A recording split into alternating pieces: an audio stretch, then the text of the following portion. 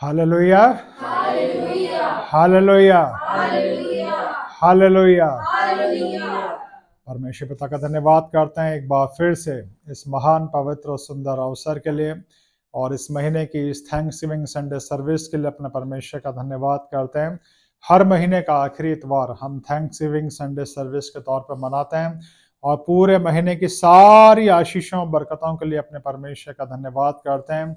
आज फरवरी महीने का आखिरी संडे है, और फरवरी महीने के आखिरी संडे को हम परमेश्वर ने हमें मौका दिया है कि इस फरवरी महीने की सारी आशीषों बरकतों के लिए, फरवरी महीने की सारी ब्लेसिंग्स के लिए और परमेश्वर के डिवाइन प्रोटेक्शन के लिए हम अपने परमेश्वर के नाम का धन्यवाद करें। तो अपने परमेश्वर पिता का धन्यवाद करते हैं। और अब समय होगा अपनी रूहानी खुराक को लेने का, अपने स्पिरिचुअल ब्रेड को लेने का। और परमेश्वर के वचन में से दो जगह से हमने परमेश्वर के वचन से पढ़ा है। मत्ती की इंजील उसका 12 अध्याय और उसकी 38 से 45 आयत जो हमने बाइबल रीडिंग के अंदर पढ़ी, और इफिसियों की पत्री उसका दूसरा अध्याय उसकी 19 से 22 आयत से आज हम परमेश्वर के वचन से हम ये जानने और सीखने की कोशिश करेंगे कि कैसे परमेश्वर चाहते हैं कि हम परमेश्वर के लिए एक जीवित और महिमा से बने हुए घर बने। परमेश्वर हम में से हर एक के जीवन को अपने घर के तौर पे देखना चाहता है। और इससे पहले कि हम आज के इस वचन की गहराई में जाएं, अपने हर संडे का कन्फेशन करेंगे।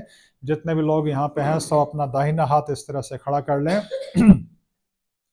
और मेरे पीछे आप बोलें, परमेश्वर का वचन जीवित और प्रबल है। परमेश्वर का वचन तेज है, हर एक दोधारी तलवार से भी ज्यादा। परमेश्वर का वचन सामर्थी है, मेरे गुदे गुदे को छेदने में। परमेश्वर का वचन सामर्थी है, मेरे जीव और आत्मा को अलग करने में। परमेश्वर के वचन के सामने, परमेश्वर के वचन के सामने मेरे जीवन की हर परिस्थिति घुटने टेकेगी। आमीन, हालेलुया। जी हाँ मेरे प्रियो, परमेश्वर का वचन एक सामर्थ है, और परमेश्वर का वचन वो सामर्थ है जिसके द्वारा इस पूरी सृष्टि की रचना हुई है। पवित्र बाइबल से हमें पता चलता है कि परमेश्वर ने अपने वचन के द्वारा इस पूरी सृष्टि की रचना करी है। परमेश्वर के वचन के द्वारा ही हमें उद्धार मिलता है, और परमेश्वर के वचन के द्वारा ही मनुष्य जीवित रहता है। प्रभु यीशु मसीह ने मुझे और आपको ये सिखाया है। तो हमारे हाथों में ये जो पवित्र बाइबल है मेरे प्रियो, इसी से हमारा जीवन चलता है। इस बाइबल के वचनों से हमारा जीवन चलता है मेरे प्रियो।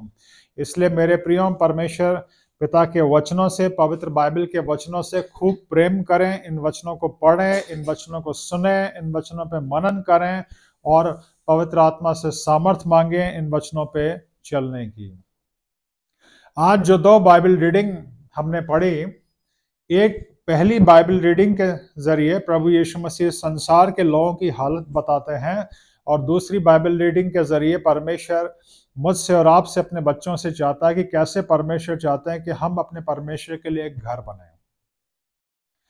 आज की संडे सर्विस में परमेश्वर अपने वचन के द्वारा मुझे और आपको यहाँ सिखाना चाहते हैं कि जितने भी लोग यहाँ पे बैठे हैं और जितने लोग बाद में ऑनलाइन इस वचन को सुनेंगे, आप परमेश्वर पिता के लिए एक घर हैं।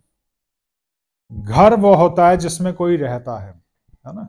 इस संसार के अंदर हम देखते हैं कि हर परिवार अपने लिए घर बनाता है ना।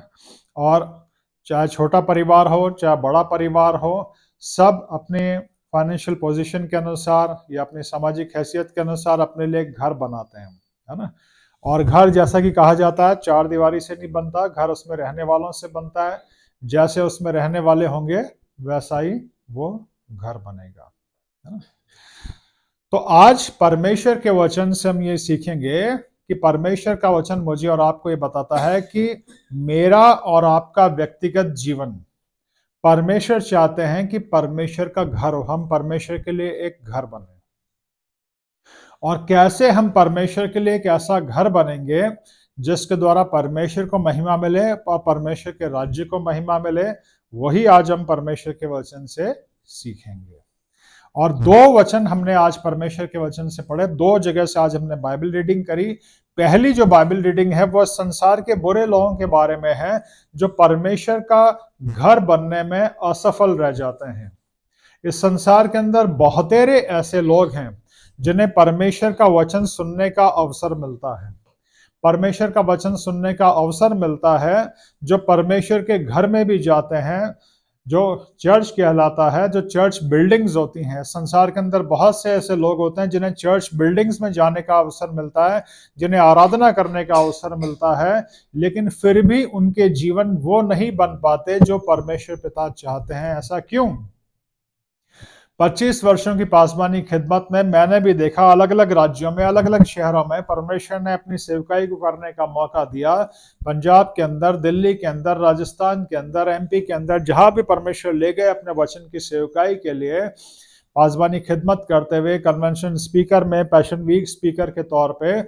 और इस चीज को मैंने देखा मेनलाइन चर्चेस में, दूसरे चर्चेस में, बहुत से लोगों के जीवन ऐसे रह जाते हैं कई बरसों तक चर्च में आने के बावजूद उनके जीवन वो नहीं बन पाते जो परमेश्वर उन जिंदगियों से चाहते हैं। ऐसा क्यों? उसका भेद, उसका सीक्रेट प्रभु यीशु मसीह मुझे और आपको सिखाते हैं। मत्ती की इंजील उसका 12 अध्याय उसकी 38 से 45 आयत के अंदर प्रभु यीशु मसीह भी अपने समय में ऐसे ही लोगों से घिरे हुए थे जो अपने आप को बड़ा धार्मिक कहते थे उस समय के अनुसार। जो प्रभु यीशु मसीह चारों सुसमाचारों में हम देखते हैं, मत्ती, मरकुस, लूका और यूहन्ना की इंजील के अंदर प्रभु यीशु मसीह को जो लोग घेरे रहते थे उनमें अन्य जाति के लोग भी थे। ऐसे बहुत से लोग थे जो परमेश्वर के पास आए, परमेश्वर को पश्चाताप करके परमेश्वर के पास आए। लेकिन ऐसा एक बड़ा धार्मिक समाज उस समय में था जो अपने आप को धार्मिक कहते थे, पर उन्होंने प्रभु यीशु मसीह को पूरी तरह से रिजेक्ट कर दिया। ये उस समय के यहूदी लोग थे, उस समय का यहूदी धार्मिक समाज था जिन्होंने प्रभु यीशु मसीह को पूरी तरह से रिजेक्ट कर दिया। इसके बावजूद कि वो लोग बरसों से मसीहा का इंतजार कर रहे थे, उनके पूर्वजों ने उनको सिखाया था, उन्होंने अपने धर्मशास्त्र से सीखा था कि हमारे लिए एक मसीहा आएगा, हमारे लिए क्राइस्ट आएगा। लेकिन जब प्रभु यीशु मसीह वास्तव में आए, उन्होंने यीशु मसीह को रिजेक्ट कर दिया। और ये धार्मिक, उस समय के तथाकथित धार्मिक लोग जब प्रभु यीशु मसीह को घेरे हुए थे, ये हमेशा प्रभु यीशु मसीह की परीक्षा करते रहते थे, प्रभु यीशु मसीह को किसी तरह से किसी बातों में फंसाने की कोशिश करते रहते थे। और यहाँ पे ये प्रभु यीशु मसीह से एक चिन्ह मांगते हैं, एक साइन मांगते हैं। तो प्रभु यीशु मसीह उनको ये सिखाते हैं। प्रभु यीशु मसीह ने वहां पे एक बहुत बड़ी शिक्षा दी, कुछ दृष्टांतों के द्वारा और कुछ उदाहरणों के द्वारा। इस चीज से हम समझेंगे, इस पैसेज से हम समझेंगे कि क्यों इस संसार के अंदर बहुत से ऐसे लोग जिनका जन्म मसीह परिवारों में होता है, जो बरसों से चर्च के मेंबर होते हैं, पर उनका जीवन, उनका व्यक्तिगत जीवन परमेश्वर का एक घर बनने से रह जाता है, उनका जीवन वो बनने से रह जाता है जो परमेश्वर चाहते हैं। और उसका मेन रीजन है पश्चाताप। प्रभु यीशु मसीह इन लोगों से कहते हैं, जो लोग प्रभु यीशु मसीह से चिन्ह मांग रहे थे, प्रभु यीशु मसीह उनको दो एग्जाम्पल देते हैं। प्रभु यीशु मसीह उनको दो एग्जाम्पल देते हैं कि परमेश्वर ने योना को नीनवे में भेजा, है ना। नीनवे के लोग कौन थे? वो अन्य जाति के लोग थे। पर पुराने नियम में ही परमेश्वर का वचन इस बात को बताता है कि परमेश्वर जो पूरी सृष्टि को रचने वाला परमेश्वर है, वो अपनी पूरी सृष्टि से, पूरे संसार से प्रेम करता है। नीनवे के लोग जब बहुत ज्यादा पाप में डूब गए थे, परमेश्वर का न्याय उस शहर के ऊपर आ गया था। पर परमेश्वर नाश करने से पहले, पवित्र बाइबल इस बात को स्पष्ट बताती है, हर एक व्यक्तिगत जीवन को, हर परिवार को, हर शहर को, हर देश को एक मौका देता है बचने का। तो नीनवे को भी परमेश्वर ने मौका दिया। परमेश्वर ने अपने नबी को, अपने प्रॉफिट को वहां पे भेजा, योना को, और योना ने प्रचार किया। तो परमेश्वर के वचन में हम पढ़ते हैं, योना नबी की किताब में, पूरे नीनवे ने मन फिरा लिया, सबने पश्चाताप किया और परमेश्वर के क्रोध से, परमेश्वर के कहर से वो बच गए। दूसरा एग्जाम्पल प्रभु यीशु मसीह देते हैं शिवा की रानी का। वो सुलेमान के ज्ञान के वचनों को सुनने के लिए अपने देश से आई थी। तो प्रभु यीशु मसीह इन लोगों से कहते हैं कि जो लोग प्रभु यीशु मसीह से चिन्ह मांग रहे थे कि तुम्हारे सामने जो है ना वो योना से भी बड़ा है और सुलेमान से भी बड़ा है, पर तुम मेरी बातों को नहीं सुन रहे हो, मेरी बातों को नहीं मान रहे हो। याद रखना, न्याय के दिन नीनवे के लोग तुम्हारे ऊपर आरोप लगाएंगे और वो शिबा की रानी तुम्हें दोषी ठहराएगी, क्योंकि शिबा की रानी वो सुलेमान के वचनों को सुनने के लिए आई और नीनवे के लोगों ने उन्होंने योना के वचनों को सुन के मन फिरा लिया। पर तुम लोग मेरे वचनों को सुन के तुम लोग वो नहीं करते जो परमेश्वर चाहते हैं। और क्या करना है? पश्चाताप। नीनवे के लोगों ने क्या किया? पश्चाताप। रिपेंटेंस, पश्चाताप वो सीढ़ी है, वो नींव है जिस पे हर एक घर बनता है। मेरे प्रियो, आज ध्यान से सुनिए। पश्चाताप वो कड़ी है जो हर एक इंसान को परमेश्वर से जोड़ती है, परमेश्वर से कनेक्ट करती है। जब कोई व्यक्ति अपने जीवन में पहली बार परमेश्वर के पास आना चाहता है, परमेश्वर के वचनों को सुन के, परमेश्वर का ज्ञान प्राप्त करके, परमेश्वर को जानने के बाद, तो सबसे पहला काम जो उसे करना है वो है पश्चाताप। नीनवे के लोगों ने पश्चाताप किया, परमेश्वर ने उनको माफ किया। ये उस समय का जो तथाकथित धार्मिक समाज था, इन्होंने पश्चाताप नहीं किया।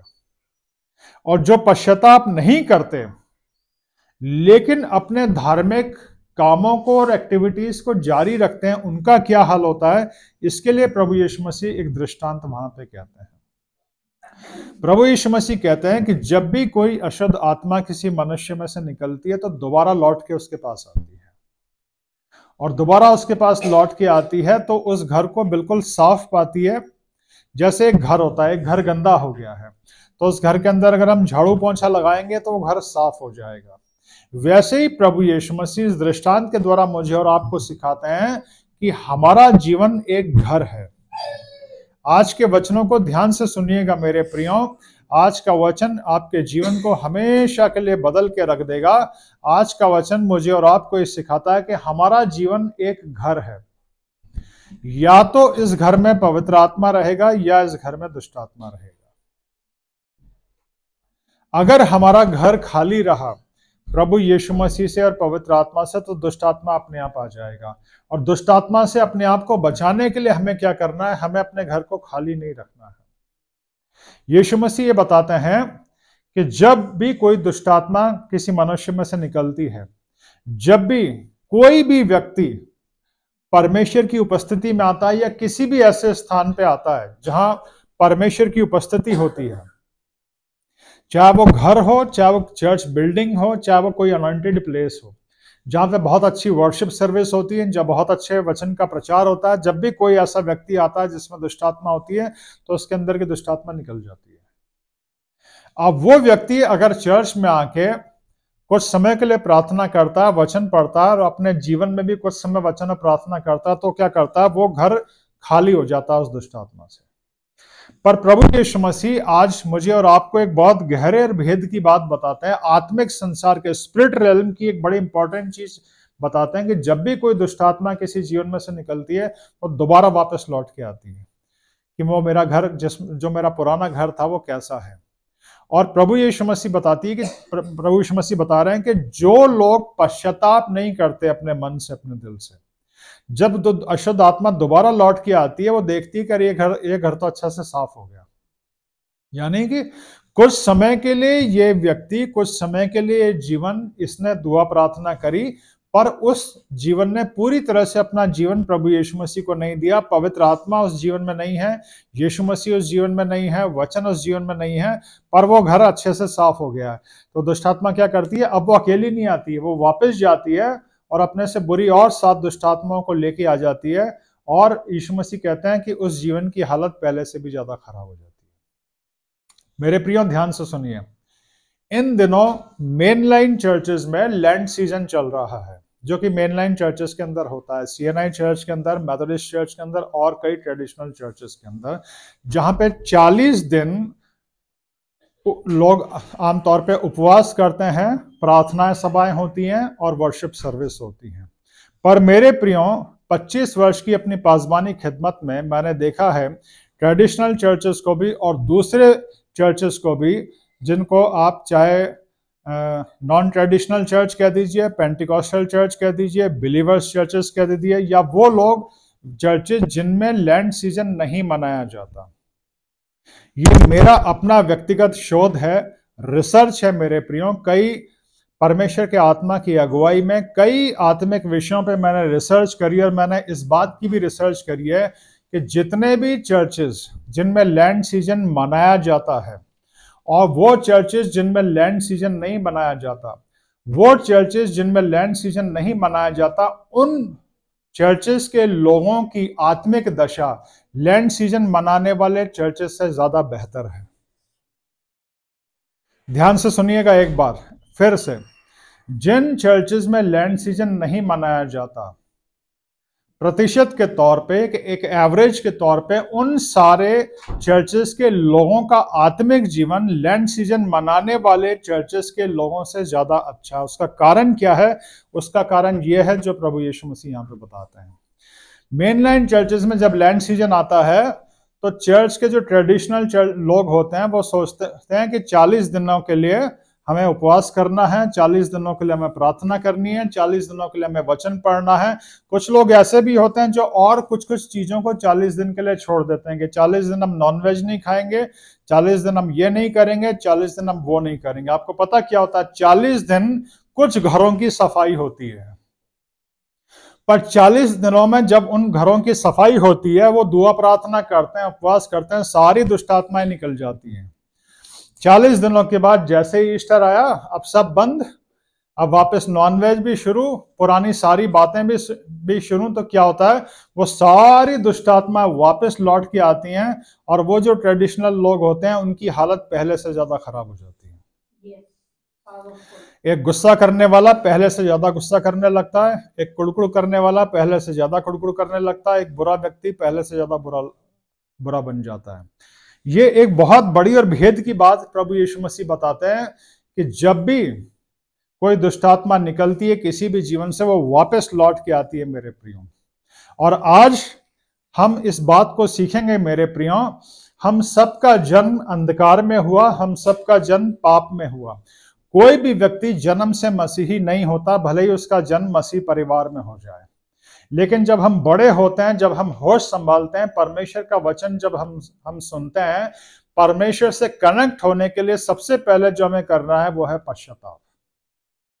ये सारे घर जो खाली रह जाते हैं, जिनके अंदर वापस दुष्ट आत्मा आ जाती है, ये घर कैसे होते हैं? ये वो घर होते हैं जिन्होंने कभी अपने जीवन में पश्चाताप नहीं किया।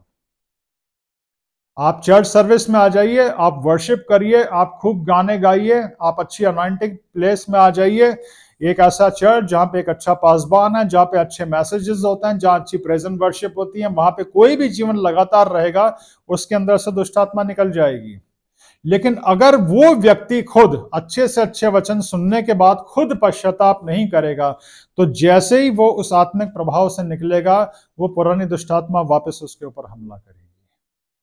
उससे बचने के लिए हर एक व्यक्ति को क्या करना है? खुद पर्सनली कनेक्ट होना है परमेश्वर से, पर्सनली कनेक्ट होना है यीशु मसीह से, और यीशु मसीह से, परमेश्वर से पर्सनली कनेक्ट होने की पहली सीढ़ी है पश्चाताप, कि आपको अपने पापों से पश्चाताप करना है। इसीलिए कन्फेशन प्रेयर का जो रोल है वो बड़ा इंपॉर्टेंट है, और इसीलिए पवित्र आत्मा की अगुवाई में मैं बार बार खास मौकों पे भी और बार बार अपने लोगों को कन्फेशन प्रेयर कराता हूं। कन्फेशन प्रेयर जिस दिन आप दिल से, मन से करते हैं, आपका नाम जीवन की पुस्तक में लिखा जाता है। और जो दिल से, मन से पश्चाताप करता है, वो परमेश्वर पवित्र आत्मा के लिए अपने घर के दरवाजे को खोलता है। और पवित्र आत्मा अगर आपके दिल में है, आपके मन में है, आपके जीवन में है, तो कोई दुष्ट आत्मा नहीं आ सकता।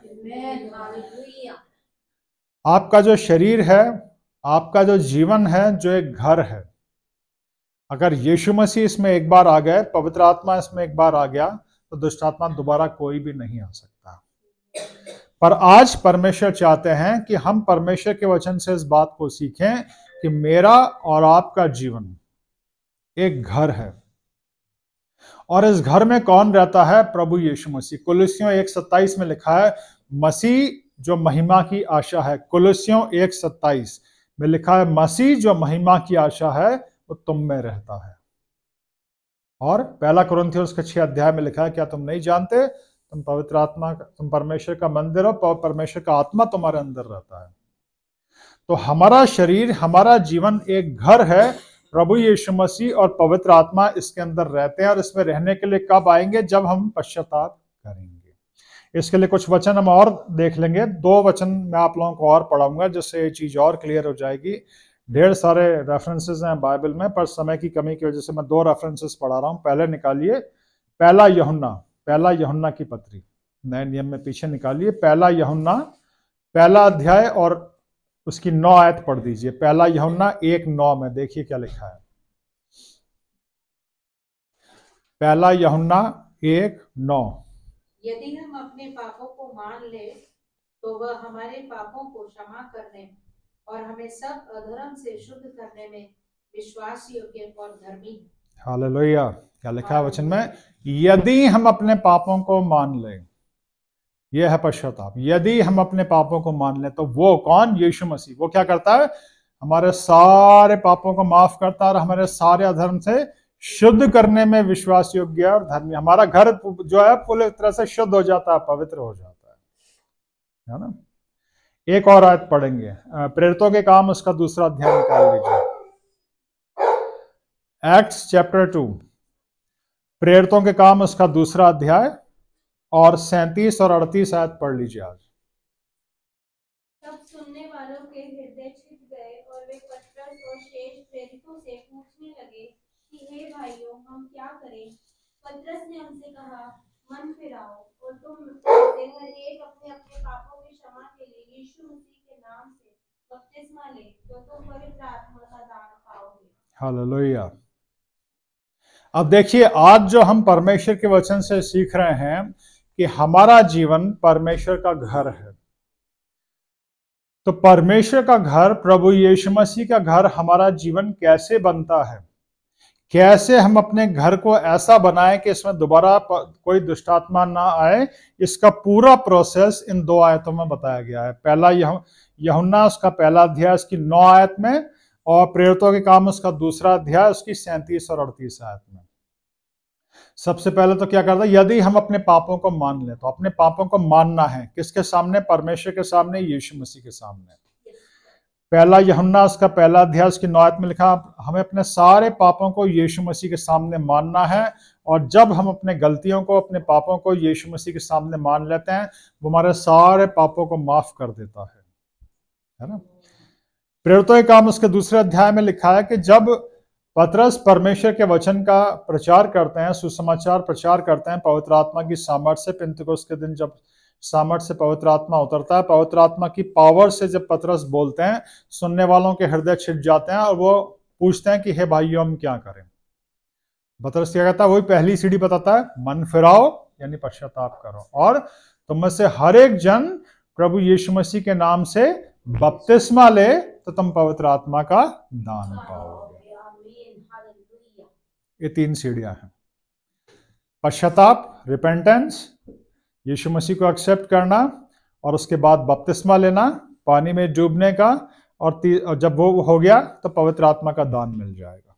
जब पवित्र आत्मा दान मिल जाएगा, आपका घर कभी खाली नहीं रहेगा, आपका घर कभी सूना नहीं रहेगा, आपके घर में कोई दुष्ट आत्मा नहीं आ पाएगा। ये स्टेप्स हैं, और जब ये स्टेप्स हो जाते हैं तो इफिसियों की पत्री उसके 2 अध्याय उसकी 19 से 22 आयत में जो लिखा है, वो हमारे व्यक्तिगत जीवन के लिए, हमारे घर के लिए पूरा हो जाता है कि अब तुम विदेशी और मुसाफिर नहीं रहे, और तुम परमेश्वर के लिए एक जीवित घर बनते जाते हो। परमेश्वर के लिए घर फिर हम कैसे बनते जाते हैं? हमारा घर और कैसे बिल्डअप होता जाता है? हमारी पर्सनल लाइफ परमेश्वर के वचन और प्रार्थना के द्वारा, और अंदर जो पवित्र आत्मा होता है वो हमें सिखाता है, वो हमारी अगुवाई करता है। आपने पश्चाताप किया, आपने यीशु मसीह को अपना उद्धारकर्ता स्वीकार किया, आपने बपतिस्मा लिया, जब बपतिस्मा ले लिया, पवित्र आत्मा का दान मिला, पवित्र आत्मा का दान मिला तो पवित्र आत्मा आपको सिखाएगा सारी बातें। इसके बाद हर रोज अपने जीवन का समर्पण करना है पवित्र आत्मा को, परमेश्वर के वचन से सीखना, प्रार्थना करना है, तो हमारी जो लाइफ है वो बिल्डअप होती जाती है। और एक बहुत अच्छा खूबसूरत उदाहरण और दृष्टांत प्रभु यीशु मसीह ने दिया है मत्ती की इंजील उसके 7 अध्याय के अंत में, कि 2 व्यक्ति होते हैं, दोनों घर बनाते हैं, एक बुद्धिमान होता है, एक मूर्ख होता है। प्रभु यीशु मसीह मूर्ख किसे कहते हैं? जिसने अपना घर बालू पे बनाया। बालू पे किसने घर बनाया? यीशु मसीह कहते हैं जो मेरी बातों को सुनता है पर नहीं मानता। बुद्धिमान कौन है? प्रभु यीशु मसीह कहता है जो मेरी बातों को सुनता है और उनको मानता भी है, उन पर चलता है। उसने अपना घर चट्टान के ऊपर बनाया। यानी कि हमारी जो फाउंडेशन है चट्टान के ऊपर कब बनेगी? जब परमेश्वर का वचन हमारी लाइफ में रहेगा, परमेश्वर के वचन पे हम फोकस करेंगे, परमेश्वर के वचन पे हम चलेंगे। और वहां ध्यान देने लायक जो बात है वो ये है कि दोनों घरों से हवाएं टकराई, दोनों घरों के ऊपर बरसात हुई, दोनों घरों से आंधियां टकराई, तूफान टकराए, पर जो घर धूल पे गिरा था वो घर के सत्यानाश हो गया। जो घर चट्टान के ऊपर था वो मजबूती से खड़ा रहा। इस अंतिम समय में परमेश्वर चाहते हैं कि मेरा और आपका व्यक्तिगत जीवन प्रभु यीशु मसीह नाम की चट्टान के ऊपर मजबूती से खड़ा रहे। मेरा और आपका जीवन एक घर है और परमेश्वर चाहते हैं कि यीशु मसीह नाम की चट्टान के ऊपर ये घर बना रहे। अगर यीशु मसीह नाम की चट्टान के ऊपर मेरा और आपका घर नहीं है, अगर यीशु मसीह मेरे और आपके जीवन में नहीं है मेरे प्रियो, तो हर वो अशुद्ध आत्मा जो कभी हमारे अंदर से निकली थी वो वापस लौट के आएगी मेरे प्रियो। पर परमेश्वर के बच्चों को डरने की जरूरत नहीं है। अगर आपने पश्चाताप किया है, प्रभु यीशु मसीह को अपना उद्धारकर्ता स्वीकार किया है, तो परमेश्वर आपके जीवन में है, प्रभु यीशु मसीह आपके जीवन में है। लेकिन ये वो कारण है जिसकी वजह से बहुत से चर्चों के अंदर, खासतौर पर मेनलाइन चर्चेस के अंदर, बहुतेरे ऐसे लोग पाए जाते हैं जो चर्च के मेंबर तो होते हैं पर उनके जीवन इतने खराब होते हैं, इतने खराब होते हैं कि सांसारिक लोगों से भी ज्यादा खराब। जी हाँ मेरे प्रियो, ऐसा क्यों होता है? क्योंकि जब वो लोग दुआ प्रार्थना करते हैं, जब लैंड सीजन आता है, 40 दिनों के लिए हम ये नहीं करेंगे, 40 दिनों के लिए हम वो नहीं करेंगे, 40 दिन के हम उपवास करेंगे, हम दुआ प्रार्थना करेंगे। पवित्र आत्मा की अगुवाई में मैं हमेशा कहता हूं, आप जो कुछ भी करते हैं उसको लगातार करिए। सिर्फ कुछ समय करके और छोड़ देना वो खतरनाक होता है। कुछ समय के लिए आप खूब दुआ करें, उसके बाद दुआ बिल्कुल छोड़ देंगे, वो आपके लिए खतरनाक हो जाएगा। अपने आत्मिक जीवन को एक जैसा बनाए रखिए। आप ऊपर उठना चाहते हैं, अपने आप को पुश करें, वचन प्रार्थना के जीवन में आप आ रहे हैं, बहुत अच्छी बात है, पर उसको लगातार कंटिन्यू करिए। आप वर्शिप करते हैं, आप एक अच्छे वर्शिपर हैं, उसको कंटिन्यू रखिए। कई बार हो सकता है काम की व्यवस्था की बहुत ज्यादा अधिक व्यस्त होने की वजह से एक दिन मिस हो जाए, कोई बात नहीं, पर लगातार मिस नहीं होना चाहिए। परमेश्वर की संगति में बने रहिए, वचन प्रार्थना में बने रहिए, लेकिन सबसे जरूरी है बुनियाद। जैसे घर की बुनियाद होती है, मेरे और आपके घर की बुनियाद है परमेश्वर का वचन, प्रभु यीशु मसीह।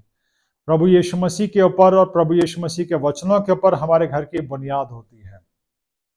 हम सब बचपन से ही एक घर होते हैं, प्रभु यीशु मसीह से अलग, परमेश्वर से अलग। हर एक घर जो है उसके अंदर एक दुष्ट आत्मा रहता है, लेकिन जब हम परमेश्वर के नजदीकी में आते हैं, अपने पापों से पश्चाताप करते हैं, यीशु मसीह को अपना उद्धारकर्ता स्वीकार करते हैं, दुष्ट आत्मा निकलता है, पवित्र आत्मा हमारे अंदर आ जाता है। ठीक है? और जब परमेश्वर का आत्मा हमारे अंदर है, जब प्रभु यीशु मसीह हमारे अंदर है, तो इस अंधकार से डूबे हुए संसार को हमारे व्यक्तिगत जीवन में कुछ फर्क नजर आना चाहिए।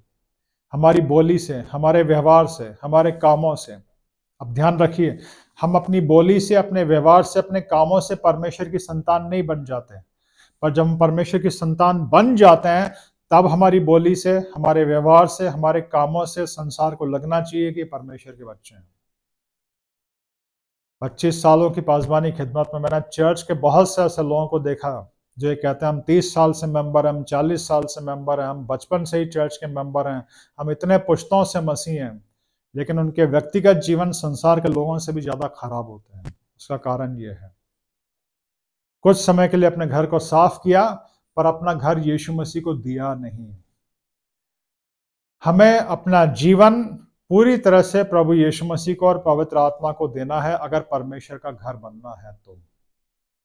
आज परमेश्वर का वचन मुझे और आपको सिखाता है, एक बहुत बड़ा सत्य सिखाता है कि मेरा और आपका शरीर, मेरा और आपका जीवन एक घर है और इस घर के अंदर यीशु मसीह रहना चाहता है, पवित्र आत्मा रहना चाहता है। या ध्यान रखिएगा, हमारा घर कभी भी न्यूट्रल नहीं रहेगा। अगर आपने अपना जीवन यीशु मसीह को नहीं दिया, पवित्र आत्मा को नहीं दिया, तो अपने आप अंधकार की ताकतें आपके घर को अपने कब्जे में ले लेंगी। अंधकार की ताकतों के कब्जों से बचना है, अपनी पर्सनल लाइफ को, अपने घर को बचाना है, तो अपने घर को यीशु मसीह को देना है। एक प्रार्थना, एक दुआ दिल की, मन की एक प्रार्थना, शब्दों से भी महत्व नहीं है। शब्द हम सिर्फ समझाने के लिए बोलते हैं, लेकिन प्रभु यीशु मसीह दिल की लैंग्वेज को जानते हैं। अगर आप दिल से, मन से प्रभु यीशु मसीह को पुकारते हैं, उसी समय प्रभु यीशु मसीह आपके जीवन में रहने के लिए आ जाते हैं। और खुदान प्रभु यीशु मसीह वो शेर है, वो सामर्थ है, वो ताकत है जो एक बार अगर आपके जीवन में आ गई, अंधकार की कोई ताकत फिर नजर उठा के आपको नहीं देख सकती। खुदान प्रभु यीशु मसीह सारी सामर्थ, सारी प्रभुताओं, प्रधानताओं के ऊपर हैं। तो इसलिए मेरे प्रियो, अगर आपको अपने जीवन की बेहतर हालत चाहिए, आपको अपने घर परिवार को बेहतर बनाना है, अपना व्यक्तिगत जीवन, अपना घर परिवार पूरी तरह से प्रभु यीशु मसीह को सौंप दीजिए। मेरा और आपका जीवन प्रभु यीशु मसीह का है, पवित्र आत्मा का घर है। परमेश्वर इस वचन के द्वारा आप सबको आशीष दे। आइए हम प्रार्थना करें।